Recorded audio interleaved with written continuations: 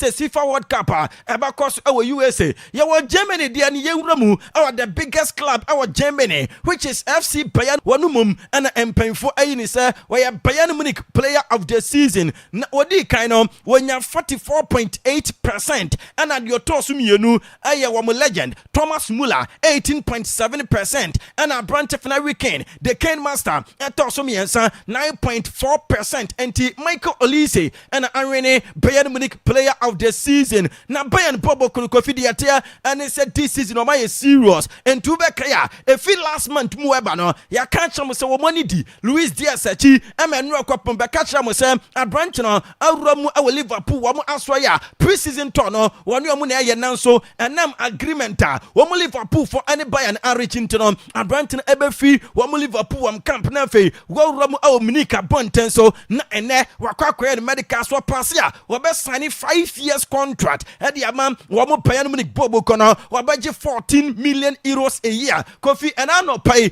a branch of Luis Diaz the Colombian boy no awram Munich airport medical center onoma de ate adis a branch no awram awacha say Bayern Munich aswaya wo Facebook no so about time a branch no e touch ye we time wo see our airport wadom and a time awram our Bayern so no wo medical center onom no and a cha say edaso na and I no pay no yade nyina e ma mo e wa Akwaaba 98.1 so Kofi de ate adis answer na branch no ebe fi Japan Tokyo a dead one one the entire Liverpool team and so Asia and your technical team and the board of directors and first players when you be Asia and you mu edinkra was so Thomas and fear so be die or Liverpool no one good one masi when you the necessary supporter and was a club no edemano and tell no what Thomas and I no pay no wa babe ramu o Minika wa be medicals ama Bayern Munich bobo kono sika 75 million euros and a euro ama Liverpool ama enu akwapom catcher mo sem wo Liverpool for enya sika na wo de kakra ebe kam na fei wo awram aw Newcastle United no makwa for Alexander Isak Kofi Asat now Alexander Isak yes Newcastle for man say directions are won't follow Newcastle for a friend ase and some no catcher no enya dia say ase wo fi omo ni focus nyina Liverpool pobo kono enti Alexander Isak ni move to Liverpool no Kofi metimi aka say so far be 70% the aka any Liverpool for the official bid ebe ramu madikan catcher say Bobo Kofi Newcastle for no demand 150 million pounds which is 172 million euros. Liverpool first one betua 120 million pounds. Aka somebody official bid in ebe ramu na sebe kwa na se enkono Kofi Real Madrid winger Rodrigo so yasa Branton prefer so be join Liverpool so ofi Real Madrid na Madrid team no so say club bia why serious no this summer all the offer eba na say a lucrative omo a wom ebe so na fei wom ajai ama Rodrigo akwa join that particular club Kofi Tottenham 40 sansam na no mo say ye na enie ya ready ye betua 78 million pounds enti wamune Madrid for no edi nkomo enu a Kofi de ate ani sa Branton no salary a wagia no 8.5 million pounds no natimani din ani Tottenham for say wom are ready so betua sika no nanso Rodrigo say Tottenham a small club. Senior last week me report to mama say Tottenham for no akodani say one no a bigger club into a Bobo Cruyff and Madrid. I was for 20 team beat Man City. Big club to say the best team on this planet Chelsea. Big club to say Liverpool and to Tottenham for off an idea and no Bobo Cruyff and Tottenham editor Rodrigo anim na so Branton rejected na Madrid team no and yes new manager and Xabi Alonso and Jekwanya Trent Alexander-Arnold afaso performing and team ne kakra wo ye I watch say USA FIFA Club World Cup na so no papa ne ewuni say ne system no a branch of Trent Alexander-Arnold ebenya crucial role e was system num enti Trent Alexander-Arnold wo kwaye enchae na so Madrid team no wo mo po egene so na nka Madrid for ayo ma dwen say wo mo ebeton a branch of David Alaba na so Kofi wo mo say a branch ne professionalism outstanding enti enya de say wo mbeja ne kwan de sama wo hwane this season at the end of the season na sa na te dia ene enya won se wo Madrid team no wo mu ebeja David Alaba kwan Vinicius Junior so no dia mate ene sa Branton ebe stay with Madrid team this season enya dia so ko ba bia ne antro agene say wo manya offers from Saudi Arabia na so nya dia say wo ko ba bia Kofi Madrid for catch and say one thing salary no so and say demands na wo demand before ansana wo be renew no contract na wa renew no sa demands na de e wo soro enya dia so mbema one Kylian Mbappe salary ni aye peda enti say Branton e pa ne demands no one so na fe wo mo ema ne sa contract extension no say one timi ante so dia and na che say onyanya ready so be renew no contract until next summer 2026 no wo mo ebe ton no ne mo Branton de this summer de enya de so ko ba bia William Saliba ni move to Madrid no Kofi ebe very difficult because Arsenal for no any abre even Kwapoma ready so be man boy any contract extension no William Saliba say Victor Gyökeres a good player na even playing against him no something difficult into a very happy so when you branch no Arsenal bobo kunum to this season their goals no ebe flow was so hard branch no adwuma wa ball Emma Sporting Lisbon team na bibia chese this season Arsenal team no wo mu anya good striker na Real Madrid bobo kun Kofi ubeke enwa this same time and I'm back at Chamosem Madrid team na ayo madwen say Eduardo Camavinga and Ida Rodrigo wo mu add 40 million pounds ebeka ho no mu dia wura mu awo Manchester City the Sky Blues na fe wo mu dia kwakwa for Abranta ni tin and Rodrigo Hernandez Cascante Kofi enano pay dia mate and Madrid team no enya nyo madwen say sa business no wo mu ebe ntin sama edi kan pop up edendra no Kofi dia tie ani se no krobia enimu nemom dia eba ani se Everton team no ana mo dia wura mu awo Manchester City se wo mu nya Jaglish wo mo pe e ma tie for Euremfi se West Ham United ani Napoli bobo kunu nyina no edi Abrante fini Jaglish achi afa Pep Guardiola manager ema Manchester City bobo kono papa ni say ni contract oni City ewo no eba wie ya wo ko sabbatical leave wo ko akotena fie after 15 years in coaching no wono so ko akotena fie na Kofi dia tie anisa we adwuma papa na aya na incredible job and what done ati am wo mo Manchester City bobo kono eno mu bisa ne say na uko leave ni wi a ubewura mu our Barcelona na eno se dabi Barca pa de ni terms e wo honom no e over and answer the time e wo honom no e over na o se de obetumi aka anisa it is over ended forever. It was very beautiful, but it is over. And no, Barcelona team. The Papa Pep Guardiola say, "I do not quite our Barca and F into what they see." And yeah, this was near Quebec bio. And was what it is. Someone for the Lamine Yamal, compel your mercy. Was your here a branch of your mercy? Wabobo more than 20 years. I feel Lamine Yamal ashas ye and Tian Lamine Yamal, and so I'm building the career. Now for young expecting for the next 15 years. Do bet me, and Sana. Yet never to Messi one, yet me adding one to Tono. No, see a brand telling Lamine Yamal, no, we a great player. So to me, trust with the one he carry an air Canada. And a Dutch that you be no, you bought legends for Barca, you bought legends of the gamer, you do not Lamine Yamal ever come. Kofi, Uramu, our Barca. Say, so I'm just one about next season. Air Classico, no, a leaky. Na just ni efe papa ene dasono chef Frankie de Yono efe brutal Barca omo colors na blue and first red kakra ewomu and white and so bia nchen kakra and chase omo down on which is shorts no red and stockings and no hose sanya dodo na efe no and also blue and chase red ebiamu and Nike for no omo logo no white ebiamu kama pa into over Facebook no so ube hu pasa omo classico jersey for the 2025-2026 season no na Kofi dia tie anisem jersey we no yes so much and pen what you say a legendary jersey omo the ball game etia Madrid team no on the 19th of November 2005 our Santiago Bernabeu almost winning 3-0 and for the season 2025-2026 no air classico jersey no and pop up our honma yet ni na air mamo na dia mate and said the new grass for Spotify company no empanfo ne de aba beduru kama pa egu container mu a enese omo kwa yi na afei omo assign ade atoto to so kama pa e was Spotify company wo enti wei e grass a basa for na mbebo po e was so egu container mu alante kama ene anopai no de mate according to Al Mundo Deportivo say Spotify company renovation de wo ma ya do akiri yie pa anti akase wo be implement chase the grass na fei ama bia aye complete e honom enti wo de yenhwe the state of Spotify company kofi mu sempanfo no wo ma ya adwuma contractor no wo ya adwuma pa wo hwe nkonwa na wo ma sisi ni nyina awia akase wo mo ade grass na enso abeto so na sese ma no gusu amika se no Barca team no e South Korea na kofi wo ma kwa kopiem e chase South Korea kura no enso aye Sol na sa Sol honom no kofi crazy reception and chase ade emo mo a utimu se ano edinye patama Frankie de Jong and Marcus Rashford, Robert Lewandowski, Pedro and Lamine Yamal edrom hotel honom no na chase South Korea for abadompim e chase hotel anima no mo e train Barca players no.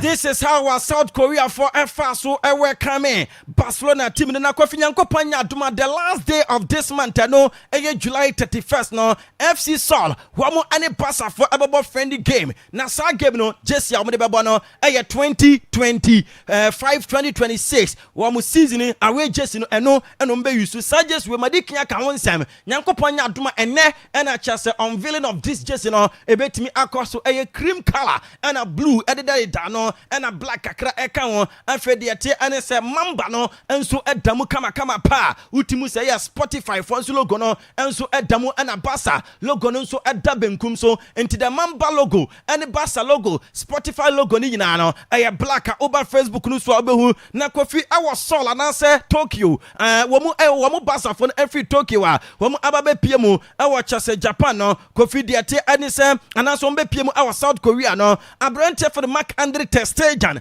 entimi ankobi sesi amanugusu amikasa no Testajan ewo Bordeaux awo kwakoye surgery na Barca wamu medical teams no wamu yomadwen sanka wamu be representative na if waka abrante for Mark Andre Testajan ho na for mawuram all France Bordeaux yase abrante no reject panyin no yase o refuse simple no obama Barca representatives bi aka no ho ene no awuramu ewo chase Bordeaux France abonten so enu na nsentro for Tama wodura no pai eno mu ebisa ne se na ade no nko enam ade woni Barca phone e wo problem na at least nka wosenka medical team member baako etimi eka no ho no ne omu e wo problem na wose my relationship with the club is good na cha say e good Kofi de yate ene say Branton air surgery and na wobetena fie 4 to 5 months but on it say wobetena fie 3 months enti ye watwenya mu na de mate ene say wo mu Barca team no ayomadwen so be ma Frankie de Jong contract extension for the next 2 years na de ate ene say Abrante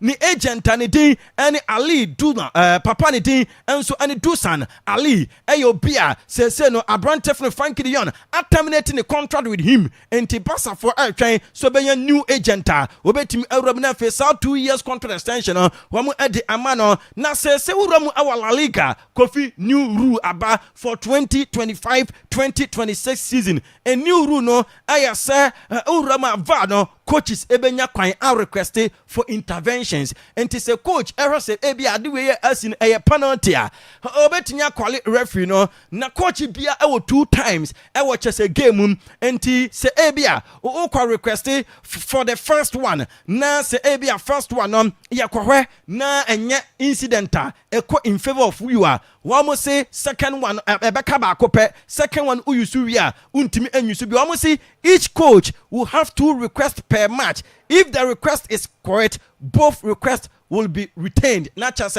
say first request no ebia valid na ebia referee no o prompt no o correct and decision o take ya chasa decision in favor of you and you two options no still na assign valid enkonkoba se ebia udi can request na ya correct na ya correct ebia eswati amana kabako na second one u intervene no mo correct asa dabi nya sa na te se ebia o first request correct o second request correct still o sign another two request name o first request na wrong o second request na wrong untimi en request bio eno new rule La Liga for no wo ade aba na so far the tie anis in football history ye ka club was spend this sika on transfers bobo kwa no enso Chelsea 4.18 billion euros.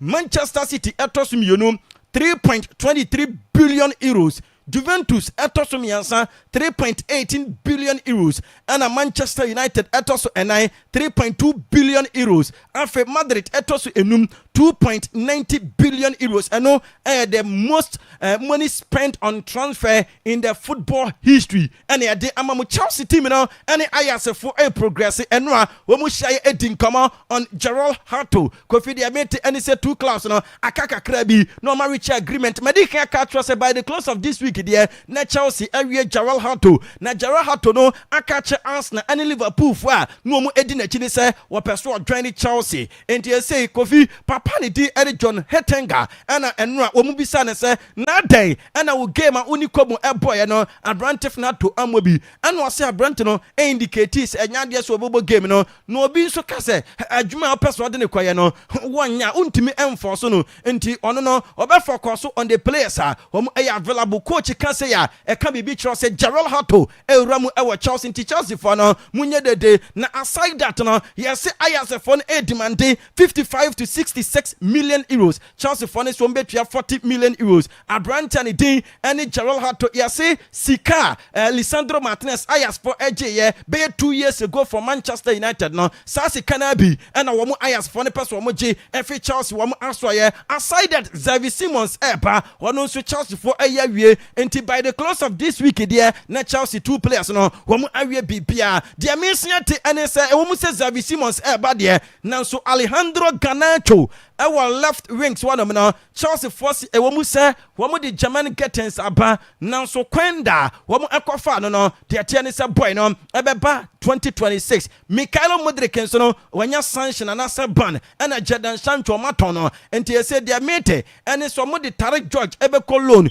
and Akwaaba na Sadia and there was a left wings one of them woman enya Garnacho emane beka ho and their mate ni say Garnacho ebeba and rebeto just anasa for awramu for Mark Kukureya Kofi and ano permit me ka Chelsea supporters ni say woman koma ento mu yam abrante nyade so ko ba bia anasa force woman fa bi di bia enkwaye and centrofa no woman trotro ene yam ane ye ka bi no eye chesem futuro ne yetu egumani enti ena no pe anasa force enya no kore na makukure no kore pono papa ye fe Enzo Maresca say we are part of the team no we are part of the plan nemom Newcastle force say Akwaaba ni so manya Benjamin Sesko and ya brand of Nicholas Jackson no won be kwa no na Benjamin Sesko no Kofi say a battle between Manchester United and Newcastle United. Both teams will be presenting the project and it's just a financial offer to Akwaaba into clubs na mienu no and in the team RB Leipzig for Kasa Papa ni and Fabrizio Romano say these two teams will be a serious anya one say Manchester United and say Newcastle emu baako ebefa Benjamin Sesko. For Benjamin Sesko, I give you a double percentage, a 50% for Newcastle and the 50%, the other 50% is for Manchester United.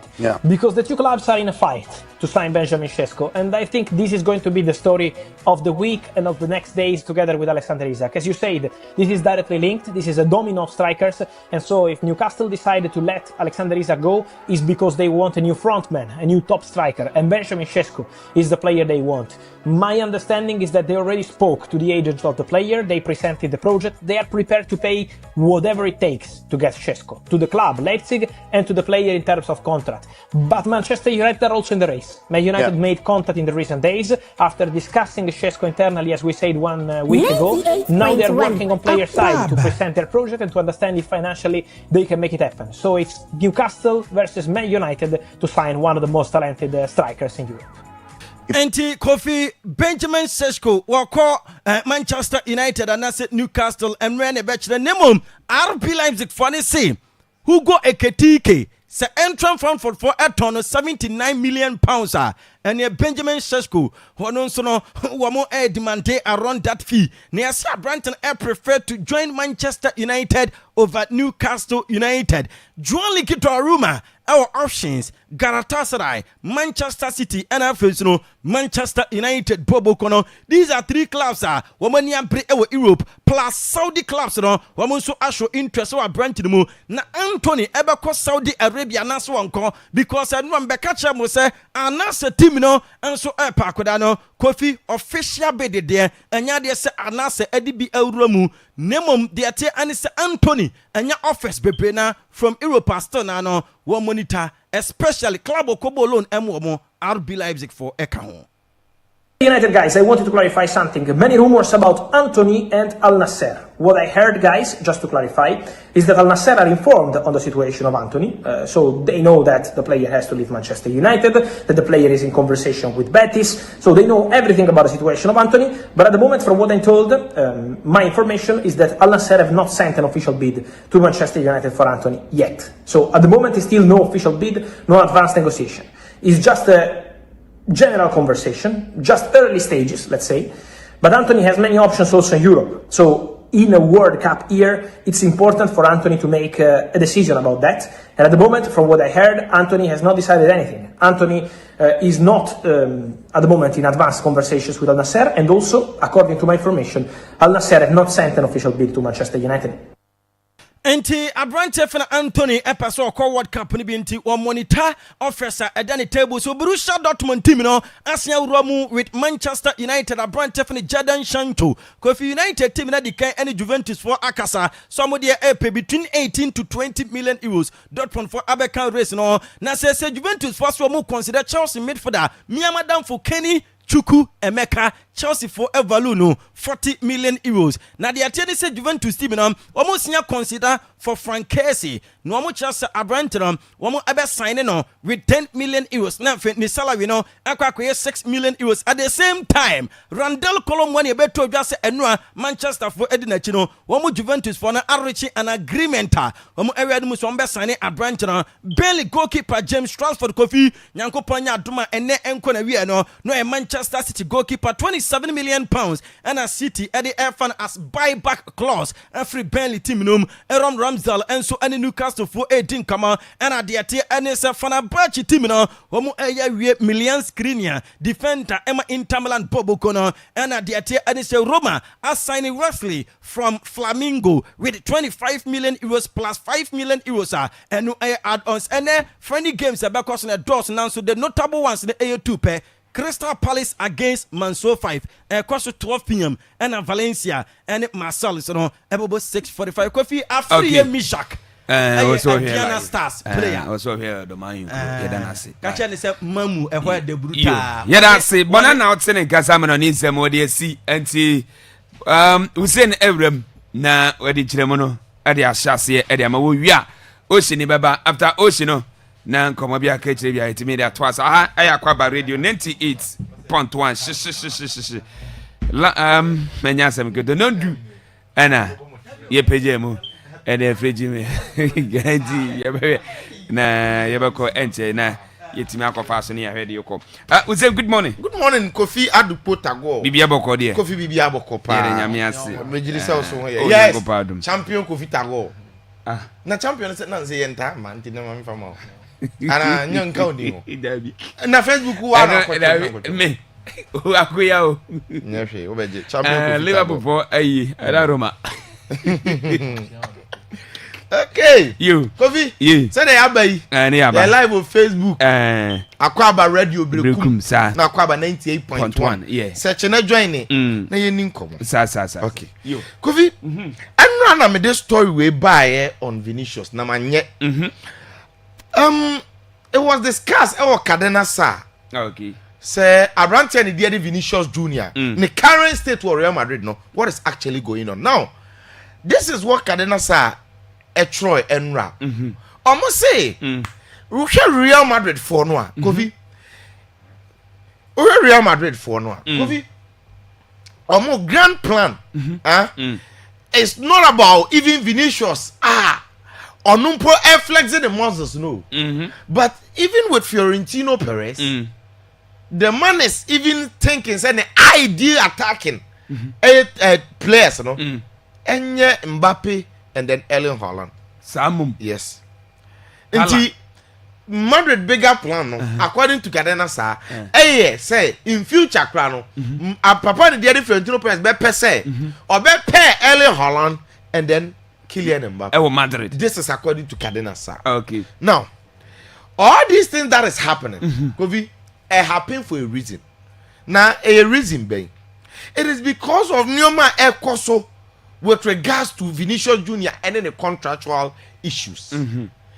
Now, say Vinicius, baby, and the contract and send some Ekon. If he doesn't take care, there will be a PR team that will work against his interests and in the future our club no before he eventually leaves, because Real Madrid will find a way to force him out without telling him, and they are masters of the act when it comes to that.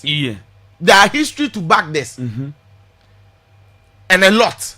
Now Cadena Sa yes and your man and rano and they pay. They write in Spanish, so I translated it to English. And what did they say?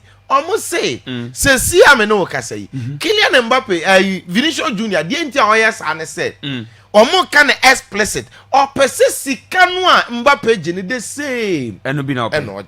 Now, okay. We already know this. It's been grapevine, it's been rumored. But when you see, say, media company are trying to quote certain things verbatim. A threat, a sign say, if Vinicius ain't giving in on his contract renewal now, certain details might come out. Because so, as see at say, any asama say the Omodo says you are mobile. There's a one party if it is in the contract. Say you are trying to request an amount. Mbappe is earning 31. Also requested 31. No more at the Saba with set confidence. We will say, hey. And then my contract details no more release my media and these things will run you unpopular. What I say? And you will end up now for the faith in the love now fans the one coffee muno well before you eventually leave. And the screenshot na me de buy no. Let's look at something here. And pay. This is what Cadena Sa for no coffee on website or about Vinicius. Now on my headline here say Vinicius serious mistake that could cause his departure from Real Madrid. The strategy is disastrous. Vinicius serious mistake that could cause him his departure from Real Madrid. The strategy is disastrous. And this is Cadena Sa. Imagine, Cadena Sa is one of the popular tabloids and for visiting for sports news and other related matters. Okay. Nti anopen so ko bie na ya twere ni mu say Vinicius serious mistake could cause his departure and the from Real Madrid. The strategy is disastrous. We just said the camp of Vinicius near the how would they feel? So pressure and now start here no. And it was reported say Madrid ideal pairing no crown and Mbappe and then Vinicius. Cadena said the candidate say Erling Haaland and then Mbappe. Whether you believe it or not, they are building towards something. Because from where I sit, any the way I could feel, even travel to get at time, documentary Man City, and Erling Haaland now about Manchester City, it looks as if so no be the face of Pep Guardiola's project, I doubt. So even if that is the desire for Madrid, Erling Haaland, I doubt. I don't see the possibility there. Okay. But this is football, and in transfers, we don't rule anything out. What I say? But the chances are very slim. But look, Cadena Sa for now started almost to see Vinicius. So okay, in details. What they are trying to say is say, if Vinicius and try to understand demands now Madrid for no episode of the man on one.